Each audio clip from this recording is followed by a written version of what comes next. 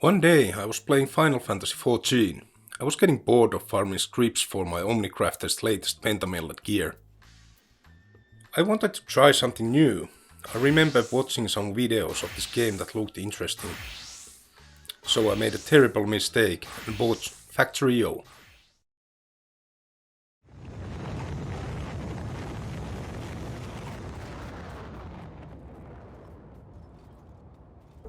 Finally, I'm free. It took me 2 full work weeks worth of hours to complete the game. And by complete I mean launch the first rocket and get to the end screen. This game consumed my life. I spent every waking hour I could spare to this game. I would eat my breakfast at the keyboard and optimize a factory. I would eat my lunch at the keyboard and build a railway to a new resource spot. After work, I would spend the whole evening building more stuff and trying to figure out how to get more science out of my resources. I would neglect sleep. I would sleep only like 4 to 6 hours to play more, and typically I sleep healthy 8-hour nights at good schedule. F sleeping, I need to refactorio my spaghetti into a main boss design. Anyway, let's have a brief look of the evolution of my base. I generated a map with default settings. In fact, I didn't even look at the options. I still have no idea what you can change when generating a world. Here I have managed to set up some mining and also apparently electrical power. The only water source was kind of far, so I set up my power plant there and drew power lines to my main area. Oh yeah, I have my science research here for some reason.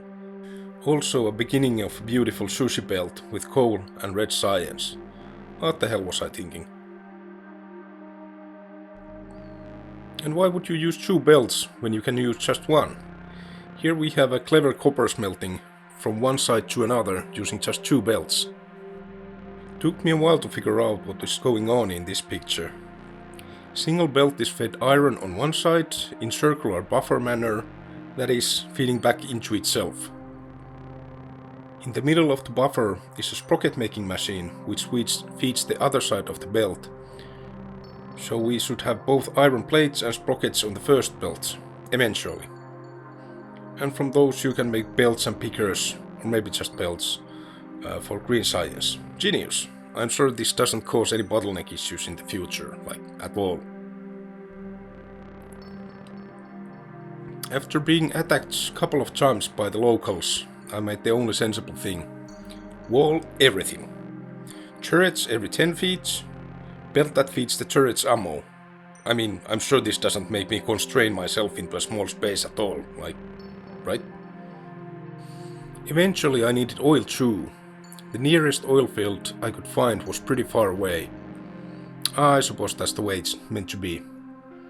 I had a bit of trouble figuring out the combats. I didn't take any advantage of the grenades I had. I just relied on some turrets and quick peeks into the base. Eventually I did manage to conquer the oil field and build it. And build my first automated train, which I'm super proud of. There was a convenient coal field also near the railway, so I decided to build that too. Uranium, wee! This took me a while. So I have one railway stop to load uranium and another to unload phosphoric acid or whatever the green danger slime is. It took me a bit of juggling, but I think I eventually got the canning mechanics to work so that the new cans are only produced when needed. Also the decanning side does not get bogged down with empty cans. They are shipped back about the same rate as they are emptied. At this point, my science factories had evolved into a heap of garbage mess spaghetti. I figured there has to be a better way. I read about main boss and how much everything you would typically need to complete a game. Here's the start of my main boss. And here's the aforementioned heap of garbage science factory mess. I'm not even going to try to figure out what it all does. Magic! So back to improving the main boss. On the right side there's the iron derivatives. In the middle, copper, then rocks and sulfur, I suppose. Can't remember what those are for. And finally on the left side there's space for some advanced manufacturing and fluids. Oh yeah, looks like I have robotics now too. After much messing about, I have moved my science production next to the main bus and advanced to purple science. Here's a quick peek at all my resource fields. I think I'm still moving everything around as raw as possible.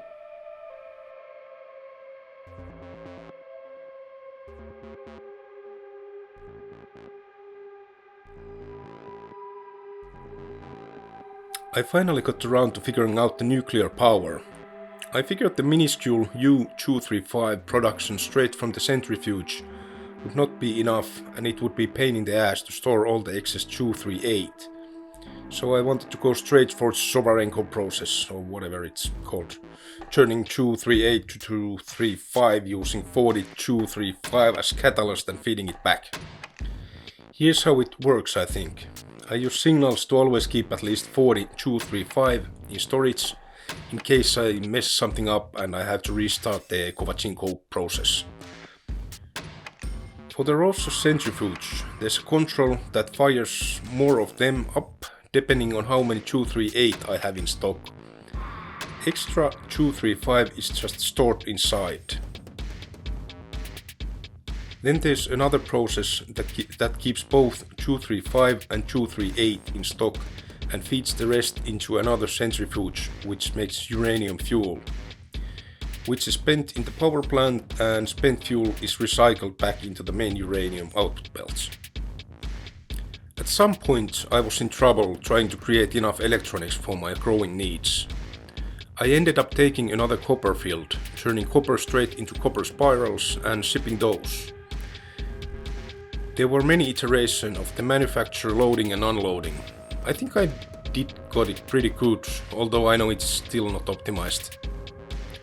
At this point I was kinda desperate to balance my belts, so I downloaded some ready-made blueprints for complex belt balances I couldn't figure out myself. Just like browsing Stack Overflow at work, except now I try to copy-paste the solution from the answer and not the question. The main bus has evolved a bit. I was having trouble keeping up with the demand for steel bars for some science production, so I ended up doing same for iron I did for copper, except now I'm shipping iron plates and doing steel refining at my base. At this point I had built my rocket silo. The ever increasing copper twirl consumption drove me further to optimize the output. I think I doubled the output and further refined the loading and unloading. When building the silo, I thought I would need shit ton of concrete, so I built another offshore factory for it. I had a convenient place with both rocks and iron available. Turns out I didn't really need it, but now I could pave everything with concrete if I wanted to. Because of the increased power demands of my copper and iron smelters, I had to build another nuclear reactor. This should power me until the rocket launch. On the left you can see my half-hearted attempt at solar power at some points. I guess that did carry me over some slumps though. I also want to show my fluid setup. It's not very well thought out, but I think it is now running everything automatically without manual interference.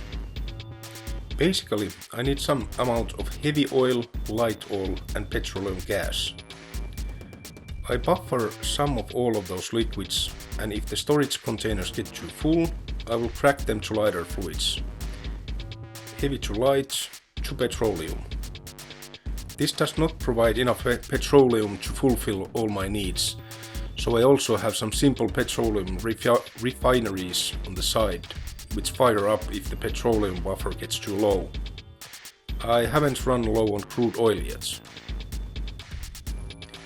After fulfilling the other needs of the rocket silo, I realized my 2-factory rocket fuel supply was not enough.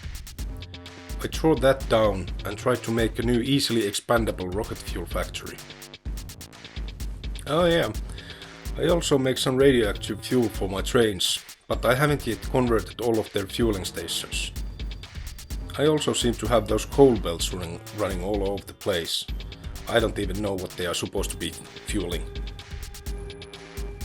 At this point I also realized that the next bottleneck will be light oil production, but I managed to get 2 rocket launch before tackling that problem.